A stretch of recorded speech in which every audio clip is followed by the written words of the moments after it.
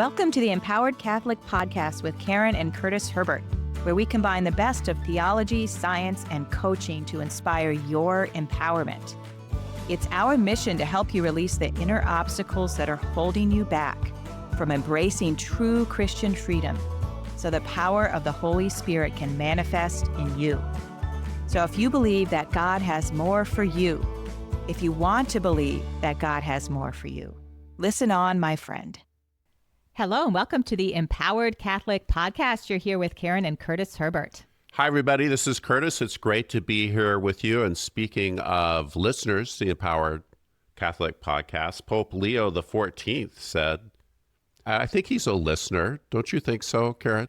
I think if he knew, he would love to be a listener. I would hate to start a rumor that he's a listener, an avid fan of the Empowered Catholic Podcast. But it could be true. It could be true. It's possible. Pope Leo XIV, who's possibly a devoted fan, has said in his homily on World Youth Day, which happened recently, there is a burning question in our hearts, a need for truth which we cannot ignore, which leads us to ask ourselves, what is true happiness? What is the true meaning of life? What can free us from being trapped in meaninglessness, boredom, and mediocrity? And of course, Pope Leo directs his audience to Jesus.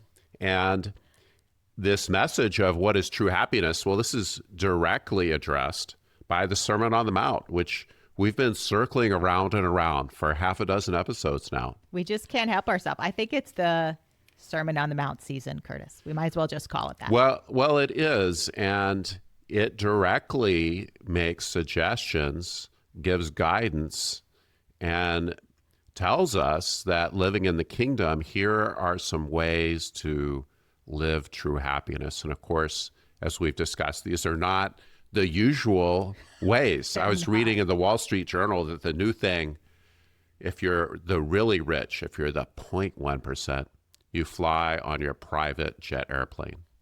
That is true happiness for some people. That's right. That is true happiness. Nobody complains when you take your dog, apparently. Okay. Yeah. So that's a really good reason. I have to have my dog. I bet they fly my serve good private food jet. on private jets too. I just don't imagining. know. I would invite somebody to invite us on their private jet. That we would know. Then we would know. Exactly.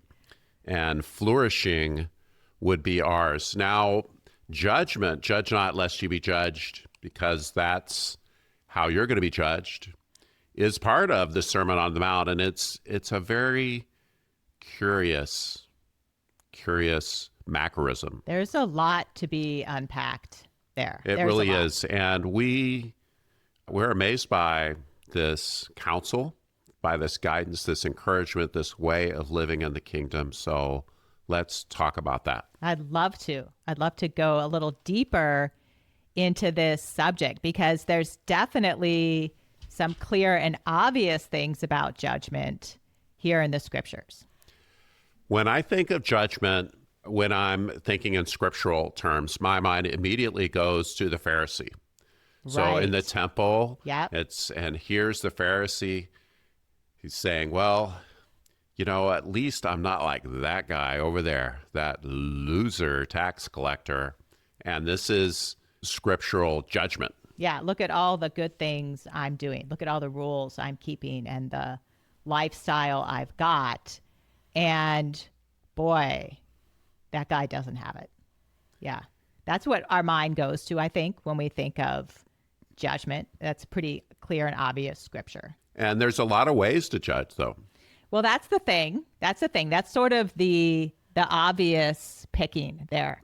And I do want to talk a little bit about some of the deeper level ways that we judge all the time on a daily basis. So you have the judging of others and being judgmental about their life, their behavior, what they're doing or not doing.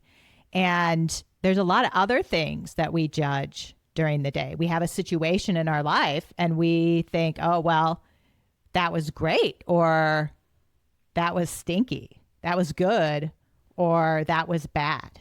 And honestly, I think the good or bad lens, it's almost like a lens that we go through our whole life looking through, deciding this is good, this goes in the good bucket, this is bad, it goes in the bad bucket. And everything kind of has to have a bucket to go in, a judgment bucket even.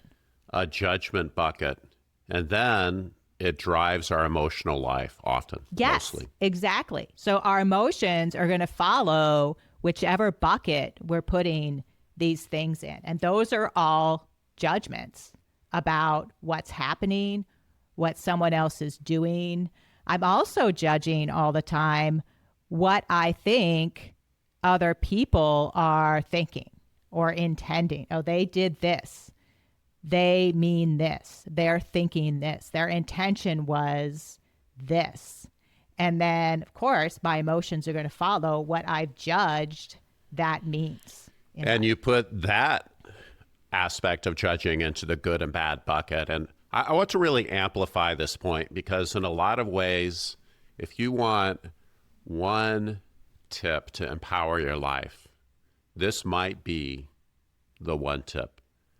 Wow. I think you're right, Curtis. That you and me and all of us generally go through life judging almost everything, almost every person, every situation, every thought, every meme in terms of that is good or that is bad. And then we respond to it out of that perspective. And we also respond to it emotionally out of that perspective. And it is often running our lives instead of us operating the levers that we do control to run our lives. And this interferes with our happiness. It interferes with our spiritual goals. It interferes with everything. And in terms of what's good or bad, let's just think about this lens for a minute. So something happens and it inconveniences me. Yeah. Oh, I'm in traffic. Is that good or bad? Oh, definitely bad. Oh, that's bad. Yeah. Yes. And it's like, it's almost hard for us to talk about things, I even think, without the judgment. So here's something, and this would be a challenge, okay? If you decide I'm going to go through a whole day and I'm not going to think or talk about something with a value judgment attached to it. I'm just going to say the fact, just the facts, just the facts. It is a very challenging exercise and it's extremely enlightening and revealing because you start to notice just what you were saying, Curtis, is that we virtually never think and talk about something without a judgment attached to it. That's right, Karen. Often the good or bad value that I attach to it is simply based on what I want. I want this to be an inexpensive meal at the restaurant, and now I'm getting the tab. And that's bad because they shouldn't charge that much. Sure. So what I want is good, and what I don't want is bad. What I like is good. What I don't like is bad. What I was expecting is good. What I wasn't expecting is bad. Right. When people choose in accordance with my values, then that's good. But if they don't, there's something wrong. For instance, buying American cars can be a wonderful value to have. And if that's your value, you love all the good things that come from that. Yet that is your value. And lots of people, they might buy a Toyota, even if they live in the U.S. And what does it mean? Is it good? Is it bad? This actually makes me think of one thing that judgments do. This is another kind of layer to how judgments work. But like I might have that great value about buying American cars, and that judgment might limit me. It might limit some of my choices. I might not be able to see when a different car is better going to serve myself, my family, the needs of my life at this time. I might block out a whole set of choices because I've already invested in this judgment. And judgments are everywhere in our day.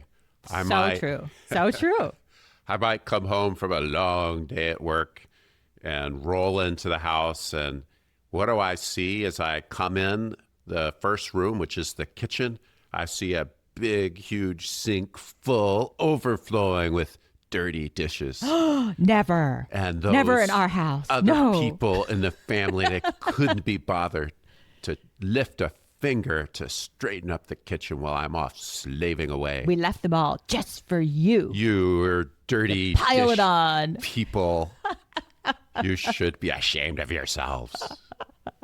Well, we talk about this a lot, Curtis, right, on our empowerment weekends, about how judgments can suck us in so we're hyper focused on one piece of information in the situation. And then we delete all the other information that could also be present in that situation.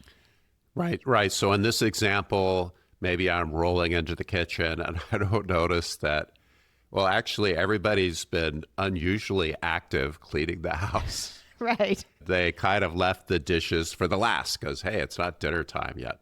Yeah. Or we've been gone all day and maybe we just rolled in, but you don't know that. So could be a lot of things. Yep. Yet the deletions, I'm oblivious to this other information because I'm all caught up in my own story because I had this judgment and my emotions were followed so closely that they seemed inseparable from the event. Yeah. So judgments really, they blind us to a lot of other information as well as a lot of other possible choices. Yeah, deletions are huge. Distortions, plainly, in this example in my mind, the dirty dishes, that meant something about me or about you thinking about me. And that's a judgment. Yes, yeah, exactly. Kind of a distortion. One thing about Karen in particular is she doesn't do passive aggressive. So that would not be a good judgment to land on, to think that she's... that I purposefully left them or something. Yeah, now because that's something left yours I yesterday. would do.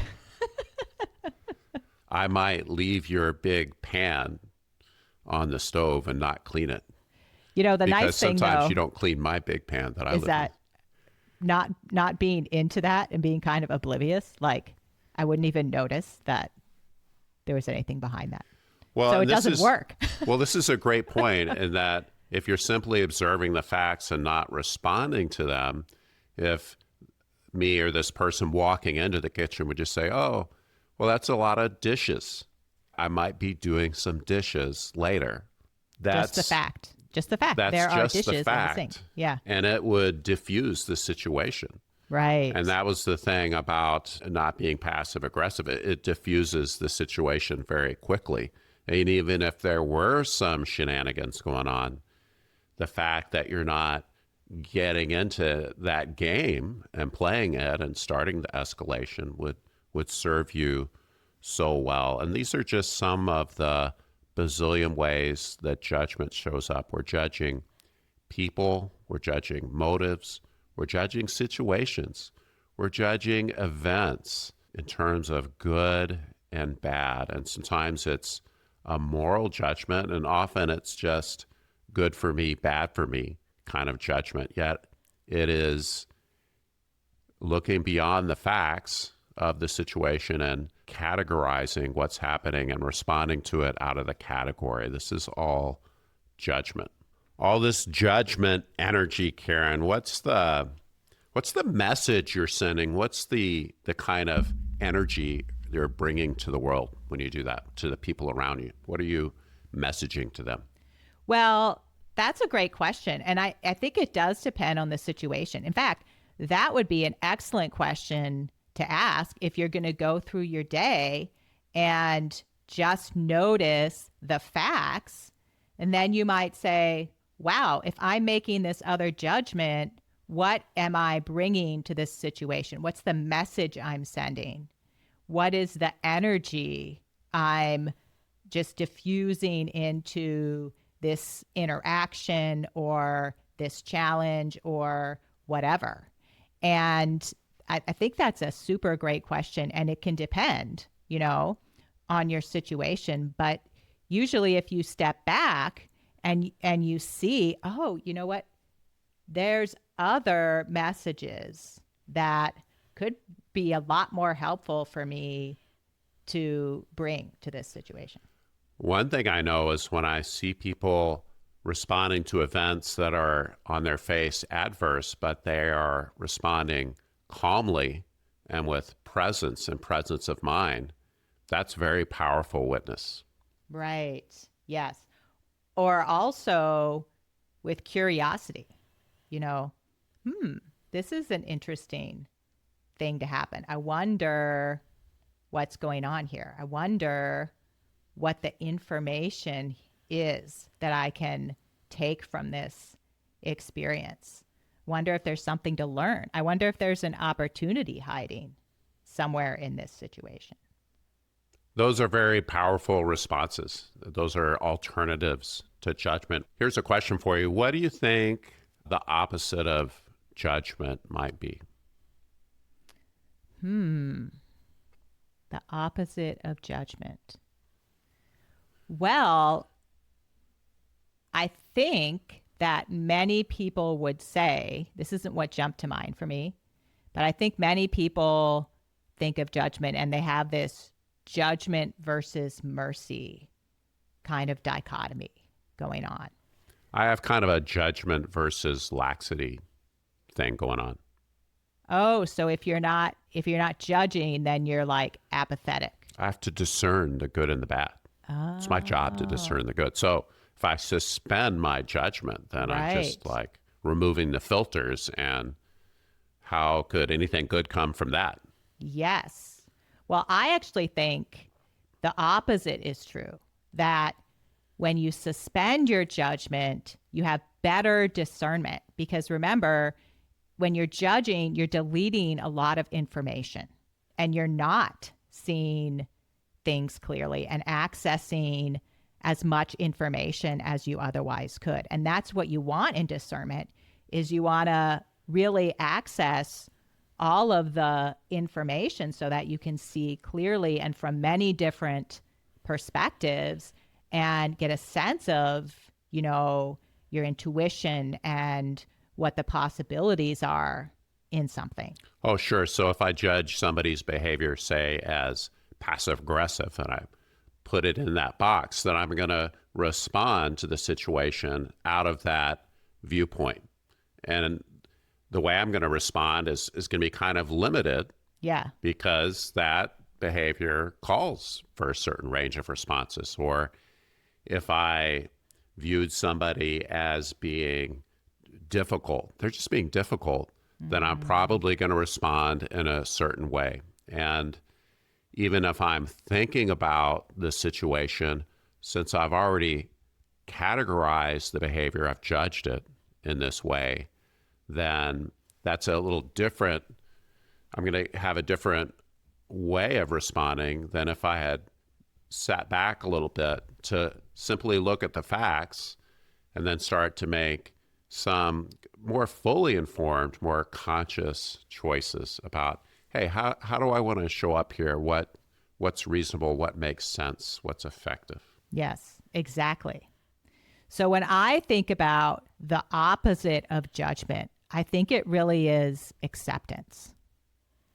I think it's acceptance of this reality that I'm engaged with to whatever extent at this moment. I have to accept it, and without putting it in this or that box.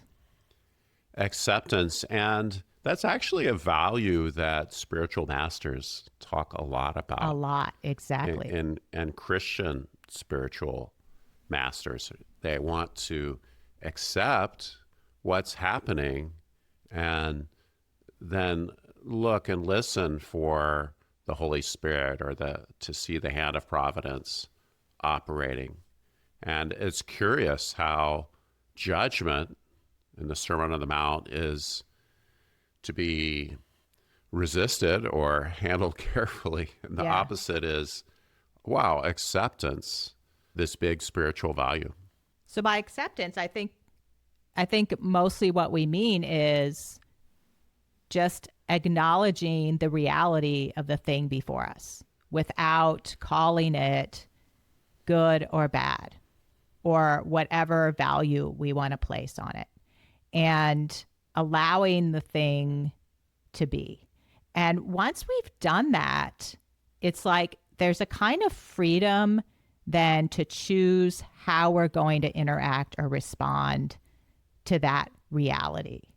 And what I find in coaching clients is once they reach acceptance, then it's almost like there's this breakthrough and they start to see everything about the situation in new and different ways. And they come up with these like amazing ideas about how they really want to engage with a thing. But first, they have to let go of the judgment so that all of that other stuff can come to the surface and inspire them.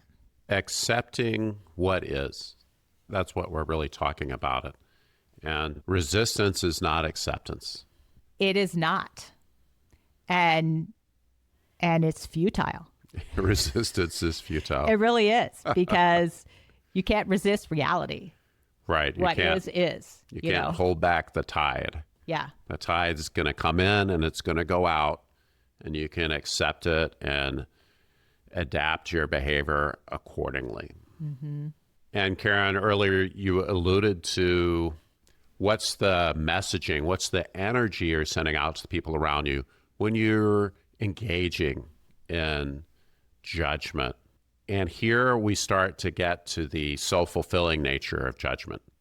And perhaps part of the point of this proverb or this saying about judge not lest you be judged is that as we judge others around us, they're likely to return the favor in the same coin. And we start to kind of construct our, at least social reality around that. We start to see what we're looking for. If you're a conspiracy theorist, you see conspiracies everywhere. Right. And it kind of doesn't matter what people tell you. If you've ever tried to reason with somebody who's actually deeply into one of these theories, you can see how everything you say gets turned around in their mind to fit with their view of how the situation should be judged. So that's an example of kind of creating a reality that's really, it's dictated by the judgment you're bringing to it and not by what's actually happening or by external events.